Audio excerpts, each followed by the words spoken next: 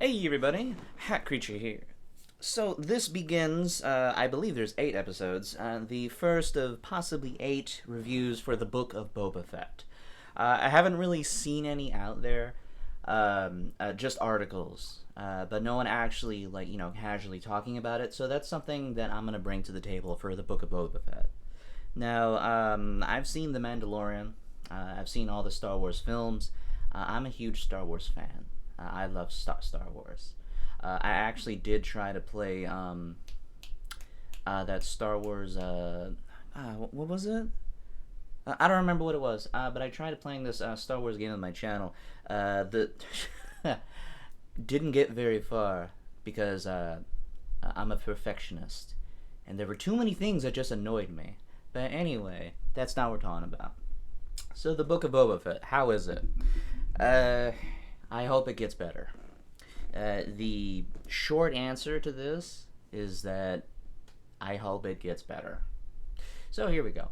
So if you're fresh off watching The Mandalorian season 1 and 2, you're coming in with expectations because you're seeing characters that were introduced or seen again for the first time in a long, long time in that show, and now they're getting their own show. So you're seeing these characters in this light, this very specific viewpoint, and that viewpoint isn't here.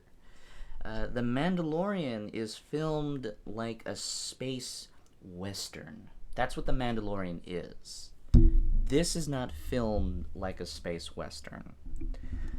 This, I'm not sure what you would call it. I was trying to pinpoint it. There's too much action for a soap opera, but it kind of feels like that. I don't know. We'll see. But anyway, so we start off The Mandalorian in a Bacta tank. Forgive the images. This is really all I can do right now. So Boba Fett, the last we saw him, he took over Jabba's palace. Jabba's palace was actually taken over by his right-hand man, Bib Fortuna, I believe his name is. Now, I would really suggest looking up that character because he actually has a huge arc about how he got control of Jabba's palace. He has this huge, long story full of trials and tribulations, deceit, treachery, all over the place. And we don't get to see any of that because he died the moment Boba Fett walked into the palace. So he has a rich history himself. They just chose not to show it at all. It just chose to kill him. But there you go. So Boba Fett's here in this Bacta tank. Now the Bacta tank is, it's there to heal you. He's sleeping in it. It re-energizes him after long, hard days of work. It's basically like a sauna, but, it actually heals you. So while he's in the Bacta tank, he's reliving his experience in the Sarlacc pit. At the end of Star Wars Return of the Jedi, Episode 6, Boba Fett fought Han Solo and Luke, and he fell into the Sarlacc pit, which is this giant worm in the sand that would devour you over the course of 1,000 years. You'd be in the body of the worm, slowly digesting over 1,000 years. You'd either suffocate first or starve to death or something, but it would not be pleasant. So how does he escape the Sarlacc pit?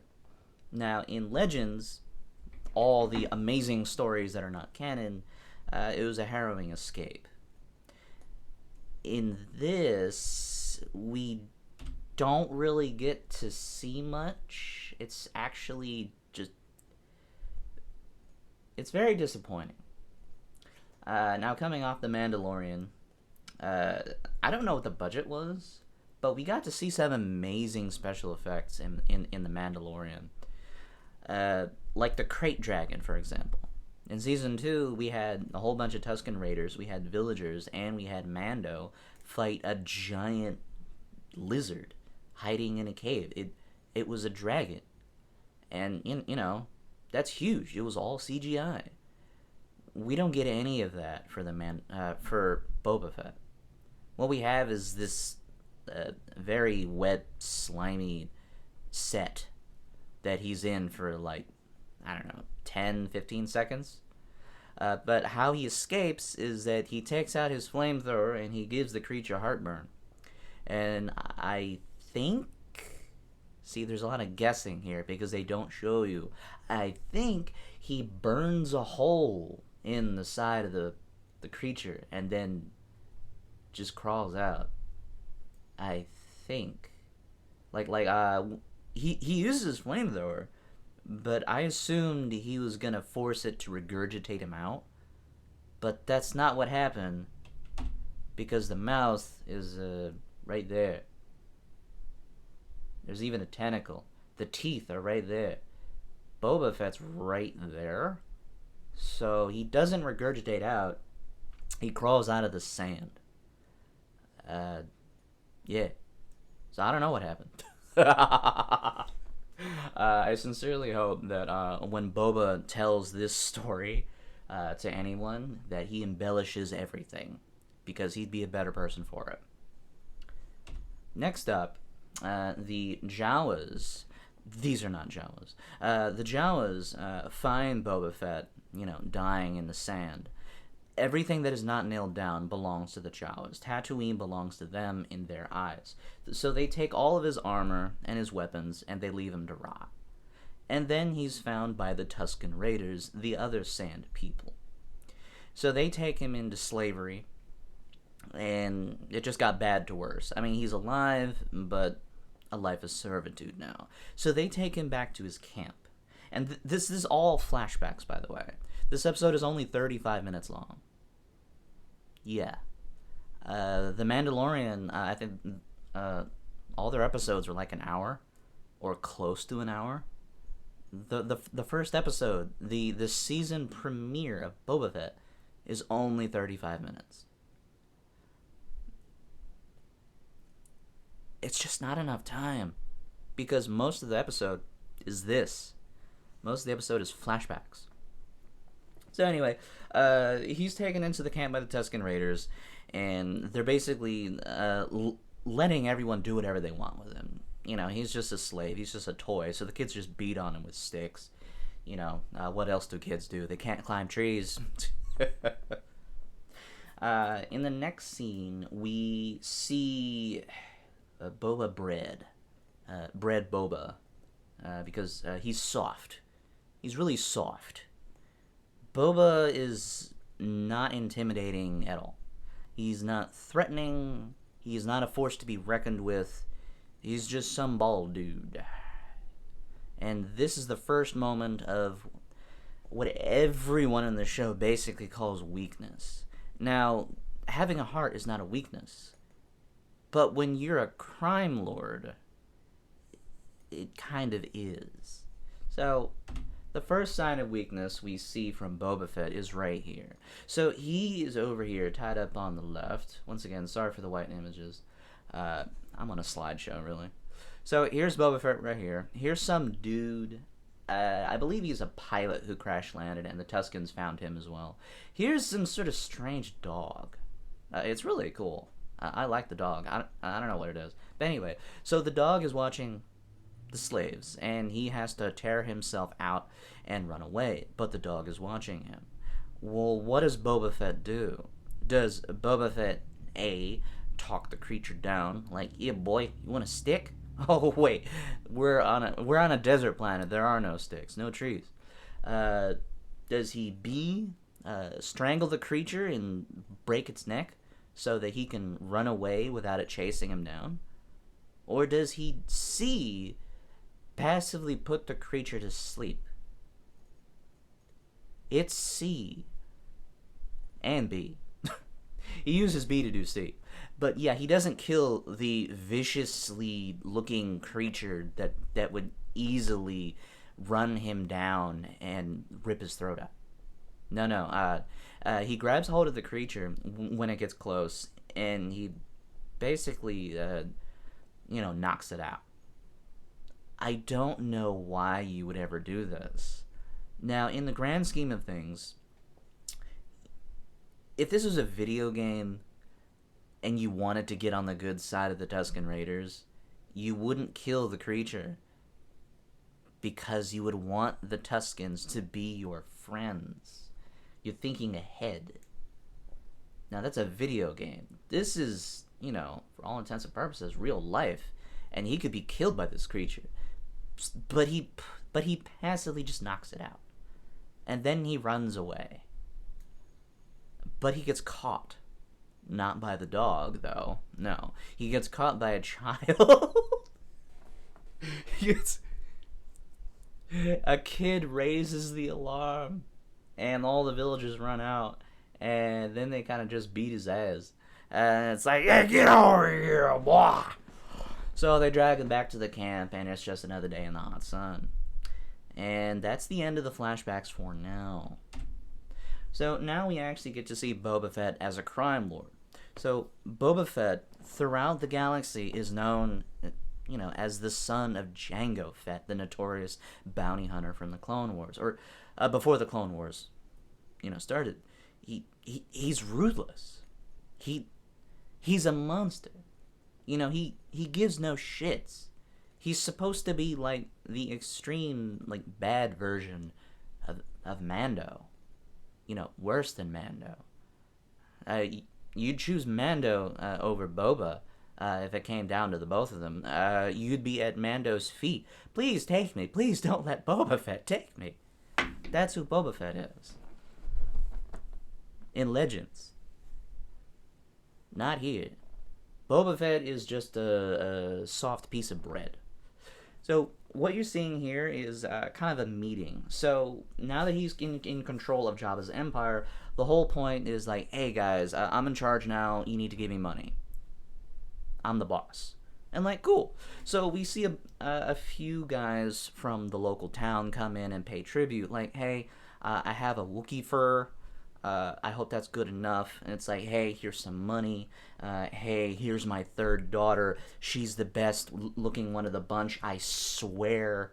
Please don't ask to see the other two. Just trust me. She is the best looking one. Just take my word. You get that kind of action. And it's like, oh, okay, cool. I don't speak Chinese. Could you say it in English? He has no idea what they're saying because he doesn't understand alien languages. That's weird. I don't know. He needs a protocol droid, and he actually says that. He needs a translator.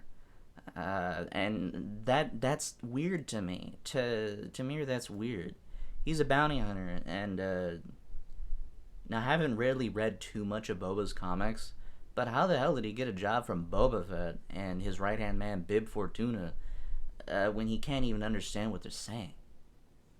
I don't know, man. But whatever. So in the next scene, we get to see more of Boba being soft. This guy.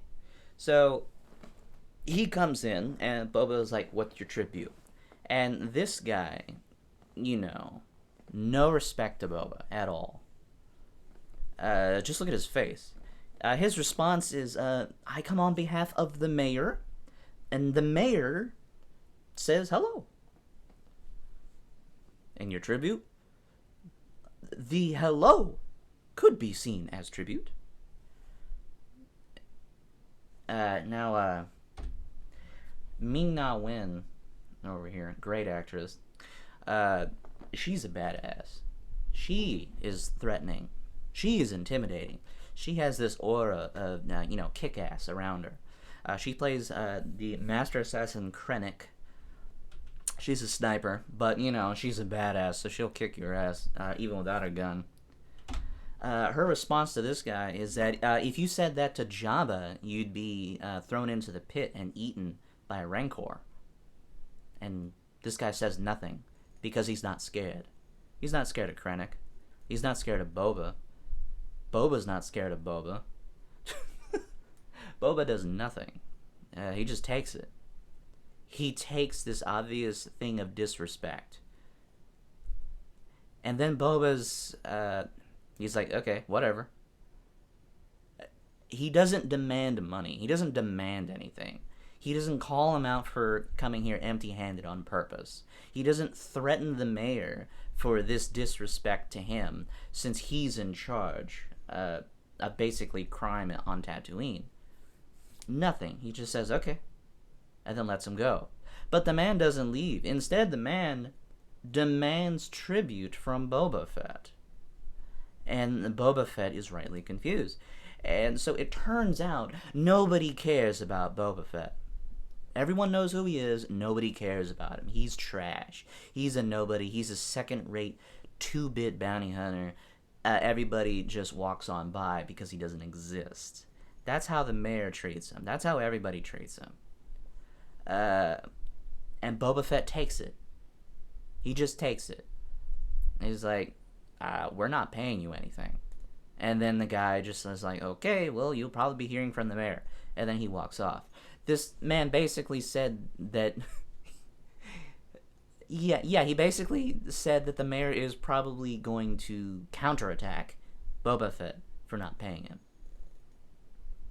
And Boba doesn't understand? I don't get that. Here we go. Now, you could see this as being soft, or you could see it as being smart. I see it as being smart with the way he did it. Now, all Boba Fett says throughout the entire episode is that he doesn't want to rule these people through fear. He wants to rule them through respect. But everyone is disrespecting him, and he takes it. If someone's being an ass to you, and you're taking it, they're not going to be groveling at your feet, calling you a hero. This isn't elementary school, because that's what they do in elementary school. That's what he's treating it like that. It doesn't make any sense. So these two gods, they worked for Jabba, and they killed a whole bunch of people because they were loyal to Jabba. And eventually they were caught, and the droid over there is like, so for this disrespect for them killing your men and being loyal to your enemy, I suggest we torture them. And Boba is like, no, we don't torture people. And everybody in the room... And I don't remember, but I kind of want to watch the episode again just to see if even the Gamorreans look up at him like, what? So he chooses not to torture them. And it's like, okay. But then he's like, if you choose to instead be loyal to me, I would let you go. What say you? And they immediately bow and, bend the knee to Boba Fett. And that's great. That's being smart. You don't have a lot of allies on Tatooine. You just inherited a whole bunch of, property and money. You need all the allies you can. So, making your former enemies who are at your mercy your allies is a smart choice.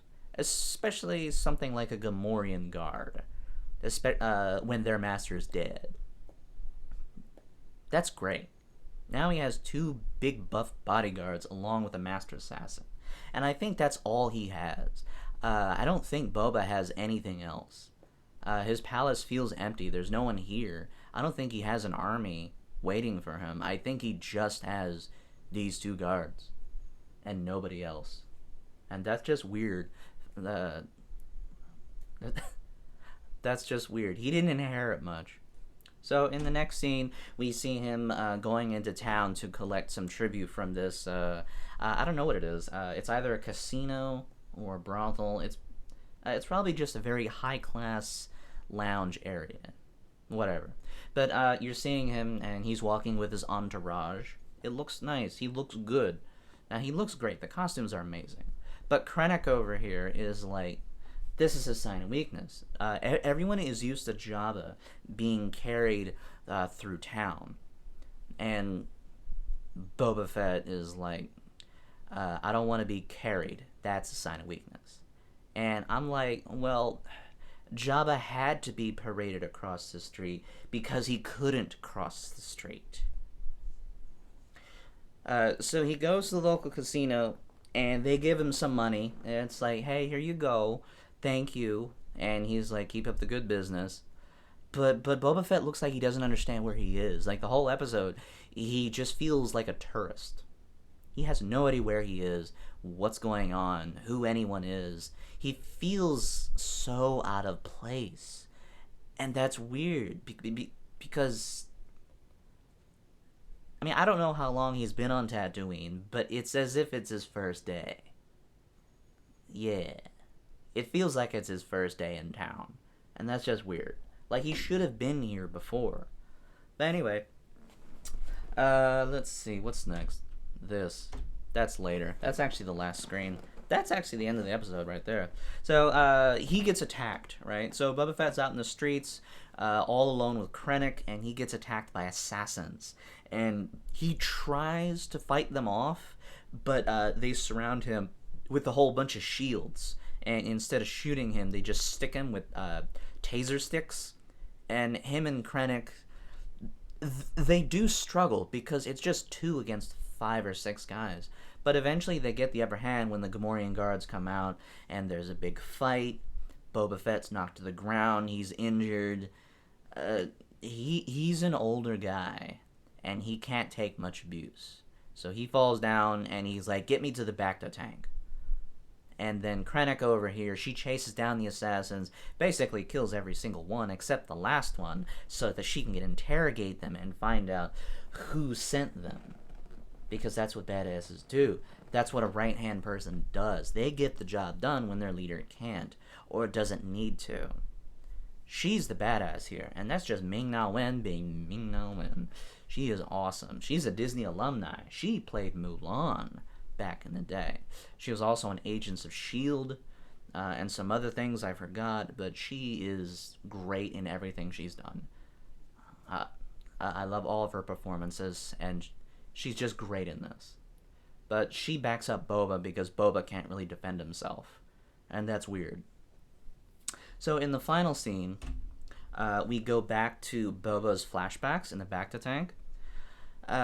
We find out what happened afterwards, after he got his ass kicked by the village people. So here he is being paraded around the sand, just drug out for a walk like a dog by this kid, and Boba doesn't do anything about it, because he's chained to another prisoner.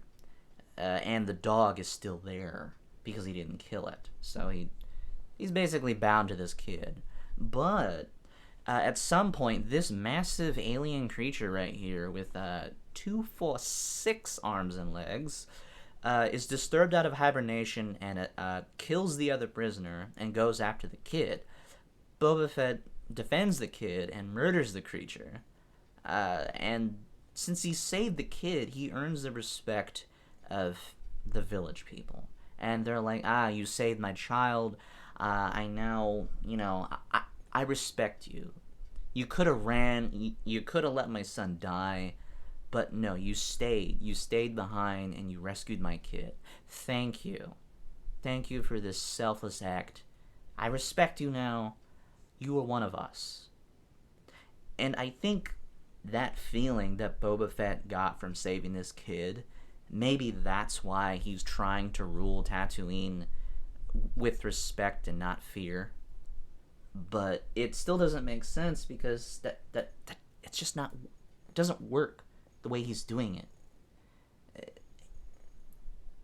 You earn respect, and you don't earn respect by cowering. I don't know what the rest of the show is going to be like. I'm assuming it's gonna be him talking people down, maybe, or Krennic is gonna do it for him. I don't know. It feels so off. And it was too short. It was only 35 minutes. Way too short. And that's basically the end of the episode. Most of the episode was a flashback, and we only spent a little time seeing him how he works. And he doesn't work very well. Yeah. So if you enjoyed the review, definitely go watch the episode on Disney+. It's really cheap.